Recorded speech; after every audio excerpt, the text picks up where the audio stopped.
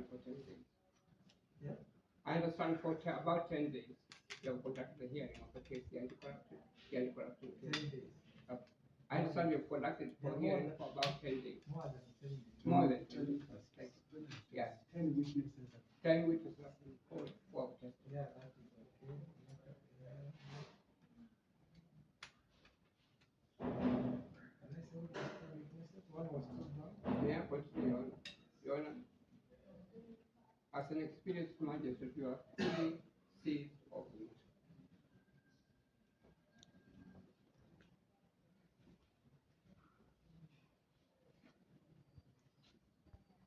Yes. Your Honor, it came to the accused persons a shock and a great surprise.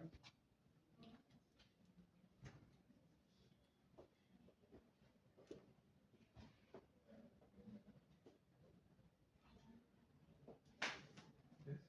That was seized of this matter. Yes. Whilst the court is seized of this matter,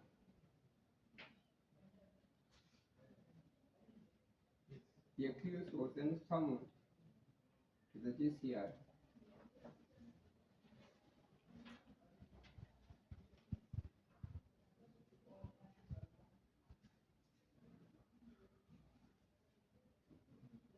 And eventually he was charged with assault offenses, alleged assault offenses.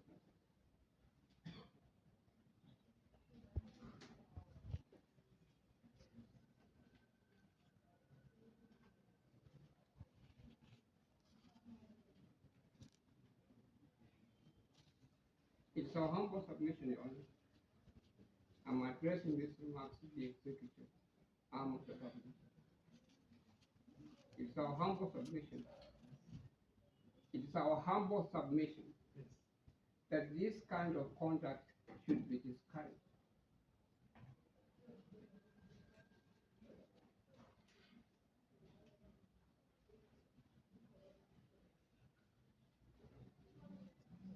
As and when it happens,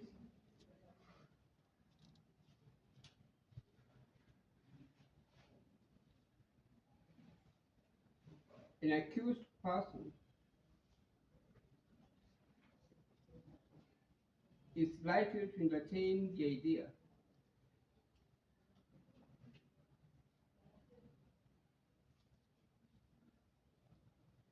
that the prosecution is not a fair prosecution.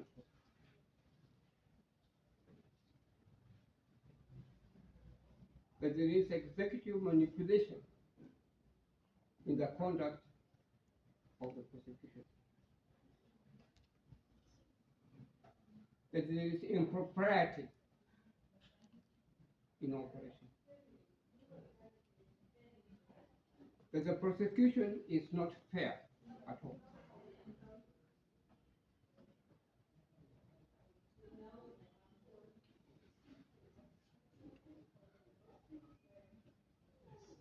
Your Honor, if you take the trouble to read, as I know you have, you read the 2010 Constitution.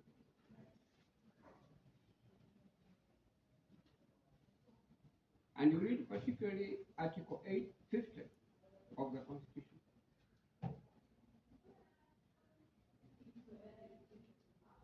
And there are some other provisions which are equally important.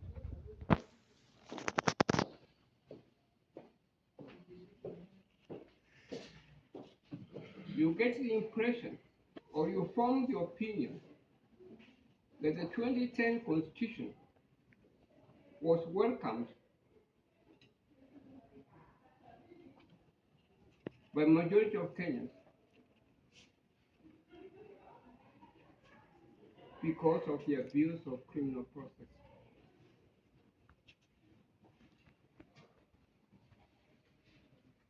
And the 2010 Constitution is a great departure from the way things used to be done in the past in the criminal court. The complaints that were leveled at the time of the Constitutional Commission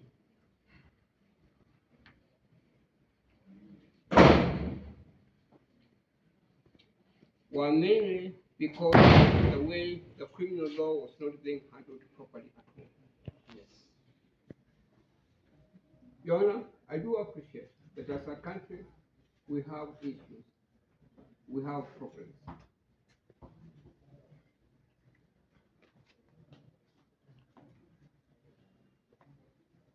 We have issues of corruption. We have issues of terrorism. Our lovely ones have been killed under very, very primitive circumstances. Your Honor, I'm almost crying because it's one case I'm handling of our children. Our children died at Teresa University. They were killed in a most primitive manner.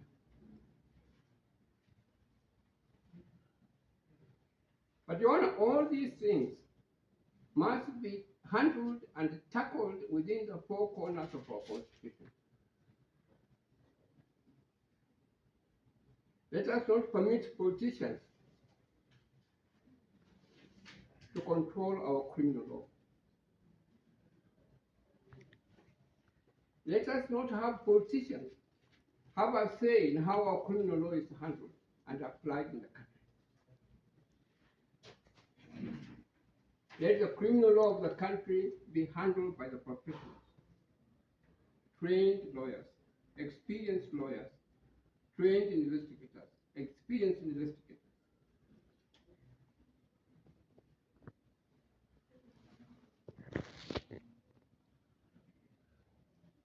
And Governor Sonko's case gives us an opportunity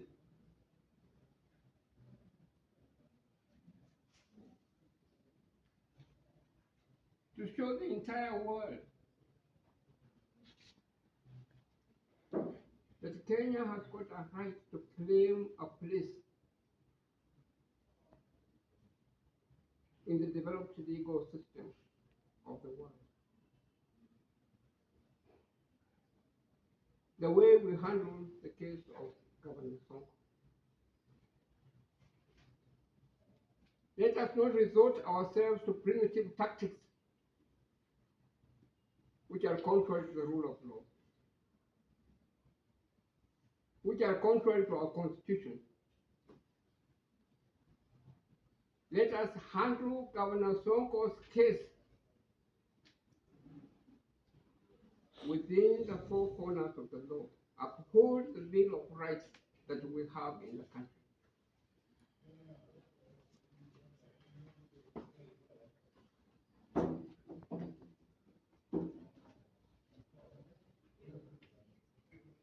Your Honor, I'm asking you respectfully that you consider the remarks that I have made. I'm making them most seriously.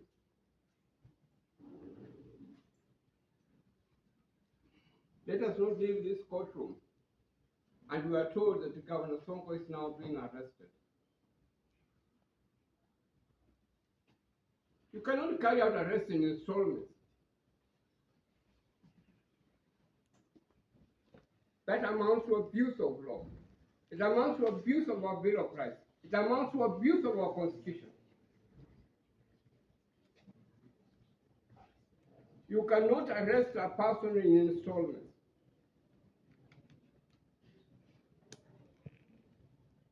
He's human. You want him to break down? You want his heart to stop functioning? When the matter is in question is seized of very senior magistrates of the country. Magistrates are the pillars of our judicial system.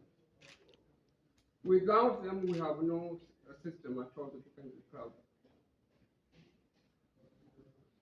This criminal case in which I appeared yesterday is before a very respected chief magistrate, Lady Atambo. She is seized of the matter. She ordered us, she commanded us that tomorrow we appear before her at 2:30. She made an order that Governor Sonko should continue to be in custody. At 2:30, we shall be there. We respect her.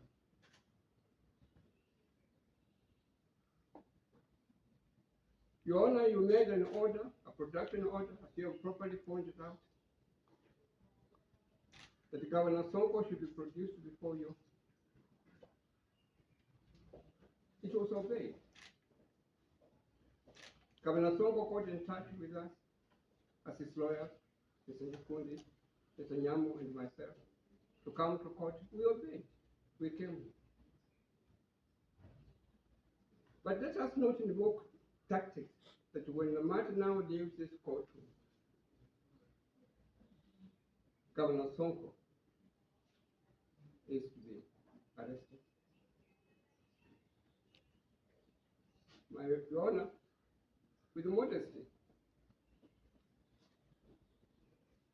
I've done a lot of reading in criminal jurisprudence. You have inherent jurisdiction as a chief magistrate of the Republic of Kenya. And I'm asking you very respectfully that you rise to the occasion and make an order. That as this matter is now before you, and you are in charge of it, you have commanded that we come here on 10th of February at 2:30 p.m.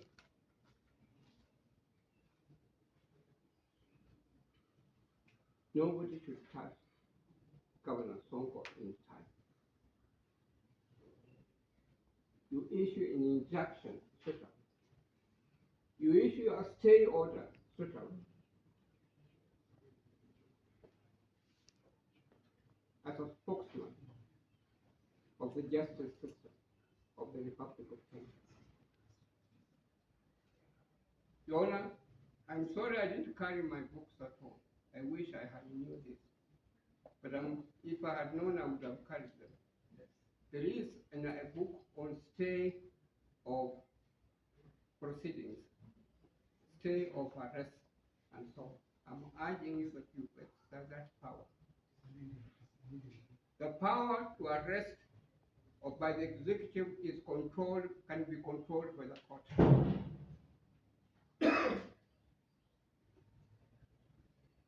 As he is in custody now, he should not be arrested.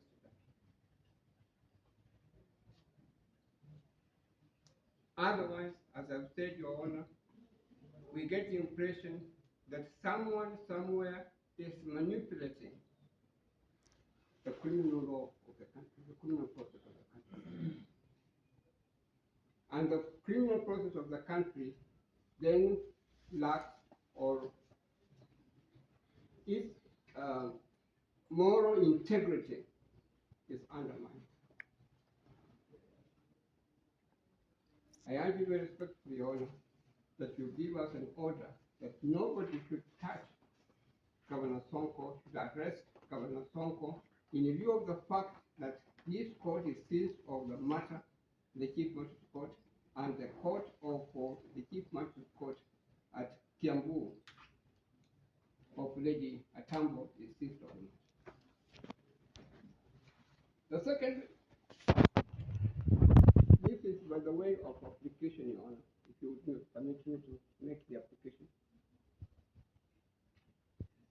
Your Honor, when I first met Governor Sonko, may I say that it's not a person whom I socially interact with at all. I know his name. I know him as the governor of Nairobi. I know that he has been looking after all of us, but socially I was not interacting with him. But when I met him for the first time before the court at Kiambu, I could see that he has been affected very much by this treatment he's receiving from the state. I asked him whether he has diabetes mellitus. He told me, no, I don't have diabetes mellitus. but I have a heart condition. I have high blood pressure. And I could see that he's being affected. So much that as a lawyer, I tried my level best to comfort him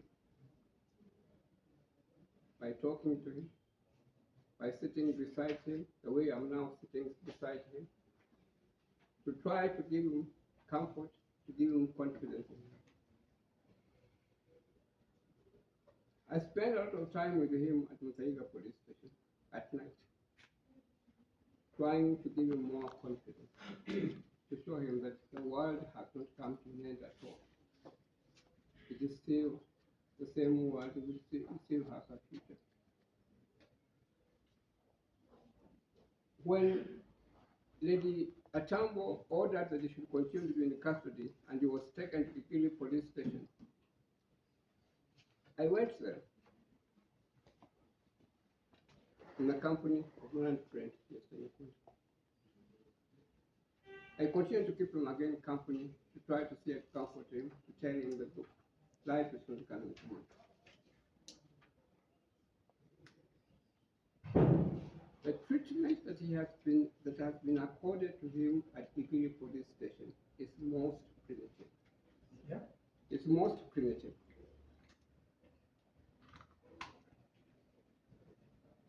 It's extremely primitive.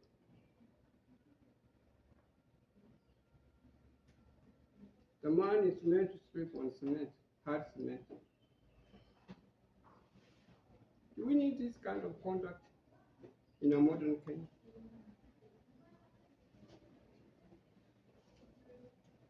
When those of us who are engaged in criminal law have come to learn that when you are dealing with suspects, when you are dealing with prisoners, retribution is no longer the answer. Whatever someone or problem that someone may be facing,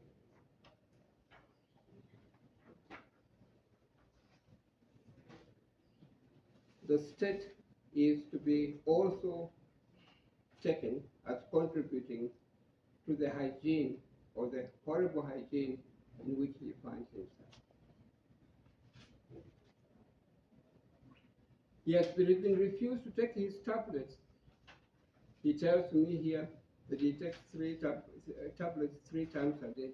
They have refused him to take tablets.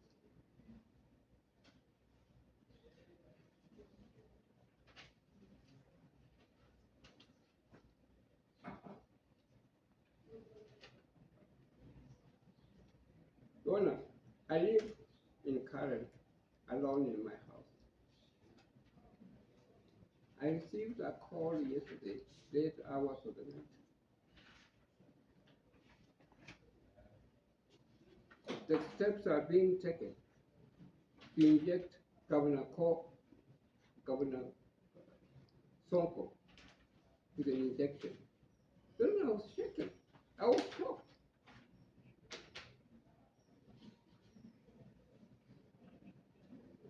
I was irritated. I became bitter about it.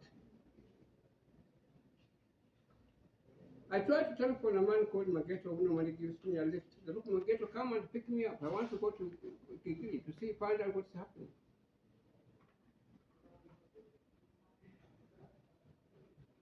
An injection for what? Lightly, I was able to meet my able-learned friend, to find my able-learned friend on the telephone, Mr. Nyakundi. And I told Mr. Nyakundi, look, Mr. Nyakundi, the previous night I did not go to bed early. I went to bed about 1 o'clock because of Sonko's matter. Please rush to the city and find out what's happening.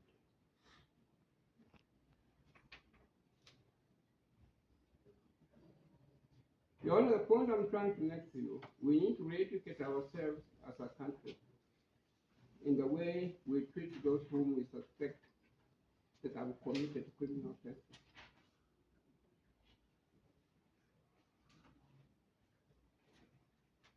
And the only institution that can play an activist role to make sure that we change the way we treat our prisoners and our suspects are the courts and particularly our magistrates. They have to put down their foot and say that, look, if so-and-so is being treated this way, we shall not have it. Let them not think that they can only concern themselves with what happens in court. You cannot have someone who has been a governor of a country, looking after millions of people, now being told to sleep on hard cement. It's wrong. It's evil. It's immoral. You cannot have a man who has been a governor of the country, looking after millions of people. You're refusing to take drugs.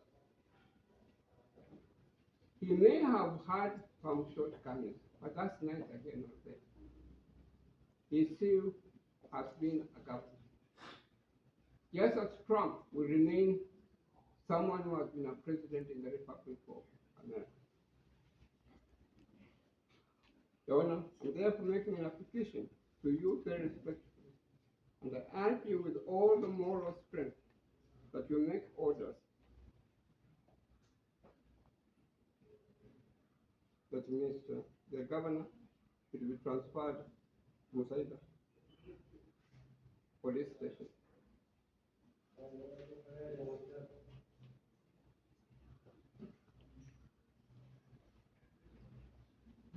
He should live peacefully, where he will have the opportunity to take his next. We don't want to hear that we are no longer have the governor has died. We want to continue to be alive until we can reach the age of commitment.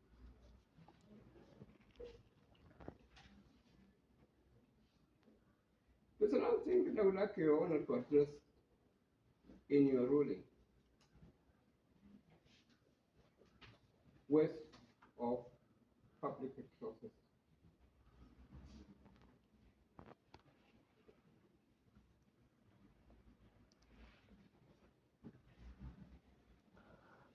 Your Honor, if you're going to arrest Governor Sonko,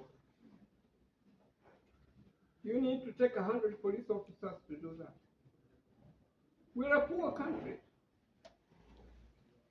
A very poor country. Majority of our people live under $1 a day. You need to get so many people. As a matter of fact, if you telephone him and tell him, look, are you Governor Sonko? Yes. Meet me at such and such a court at such and such a time. He will come. He will turn up.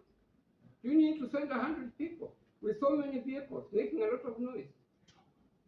Chopper and so on. So many vehicles. You have to do that. What kind of country are we?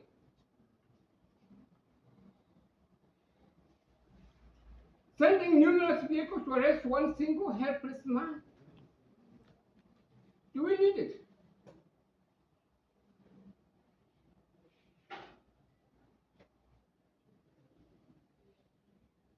I was recently down in Diani when I went to represent Senator Mugamba and Honorable Member of Parliament.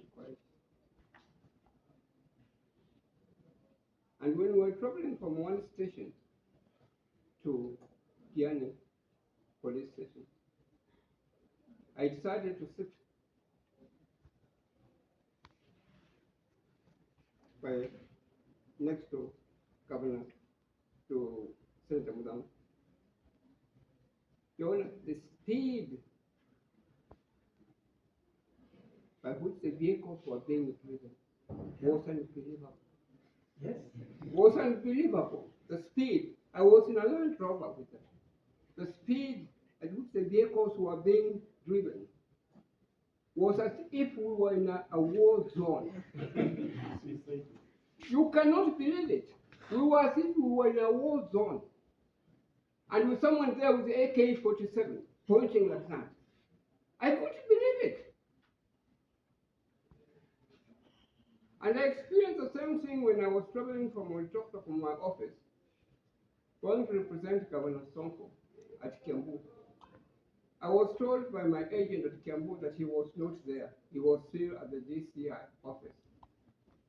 So I told my agent, look, I am going to go to the DCI office and find out what was happening. Then on my way to the DCI's office, I saw the way the vehicles were being driven. And I was say, it reminded me of the experience I'd gone through at the journey at the coast. I knew that it was now Sonko being taken to court at Kiabu. Your Honor, you could not have believed it. It was as if they were carrying a terrorist, as if the country was in a war zone. Do we need this kind of behavior? Do we need this kind of conduct at all in our criminal process? Your Honor, you are the only one who can begin to say something so that we improve the way we handle arrests in the country. We do not have to go out and waste public resources. We do not have to go out to show people that this is what is happening and so on. Input from chief magistrates would help very much to improve things. What's happening is wrong. It's immoral. We do not need it at all in the country.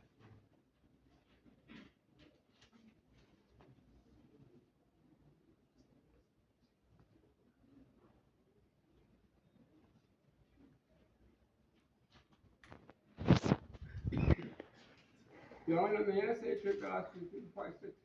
Yes. May I say this before I sit down? See? Our criminal practices, our criminal process, the way we arrest people will only be improved by chief magistrates taking an active role. I thought you had said that. Yes.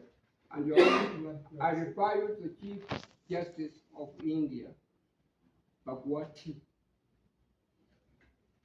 who developed the Commonwealth jurisprudence